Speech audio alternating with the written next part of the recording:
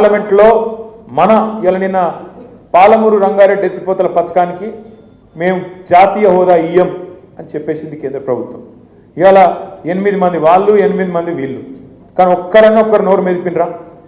కేంద్ర బడ్జెట్లో రూపాయి రాలే, ఒక్కరన్నా ఒక్కరు నోరు మెదిపినరా?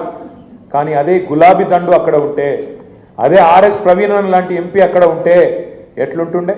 ఇలా అక్కడ గర్జిస్తుంటిమి, నిలదీస్తుంటిమి, కొట్లాడుతుంటిమి, ఎట్లా ఇయ్యమని చెప్పి అక్కడ అవసరమైతే గల్లబట్టి అడుగుతుంటిమి. ఓ గది తెలంగాణ గలం, తెలంగాణ బలం, తెలంగాణ దళం, మన గులాబీ జెండా, గులాబీ కండువా. అందుకే మీ అందరికి నేను మనస్ఫూర్తిగా మాటిస్తా ఉన్నా, ఆర్ఎస్ ప్రవీణ్ గారి నాయకత్వంలో మీరు రేపు స్థానిక సంస్థల ఎన్నికల్లో ముందుగా మీరు కొట్టాల్సింది. ఎందుకంటే ఇక 4 ఏళ్ళు ఇంకా ముంగట్టున్నది పోరాటం. ముందు కొట్టాల్సింది ఇప్పుడు స్థానిక సంస్థల ఎన్నికలు. దయచేసి నేను మిమ్మల్ని రిక్వెస్ట్ చేస్తా ఉన్నా, ముందు ప్రవీణ్ అన్నని ఇప్పుడు అక్కడ పంపుతాం మళ్ళొక్కసారి.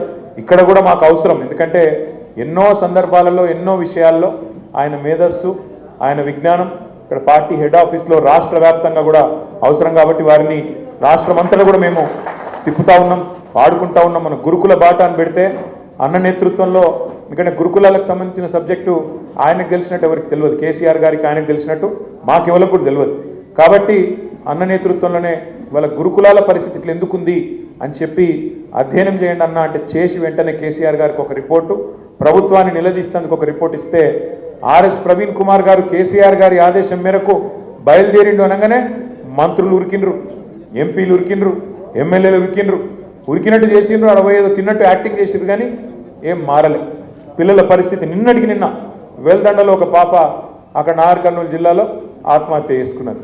ఇప్పటికీ 56-57 మంది పిల్లలు చచ్చిపోయినరు, 420 మంది రైతులు చచ్చిపోయినరు, 100 మంది ఆటో డ్రైవర్లు చచ్చిపోయినరు, 30 మంది చేనేత కార్మికులు కూడా మృత్యువాత పడ్డారు కాంగ్రెస్ ప్రభుత్వం వచ్చినాక.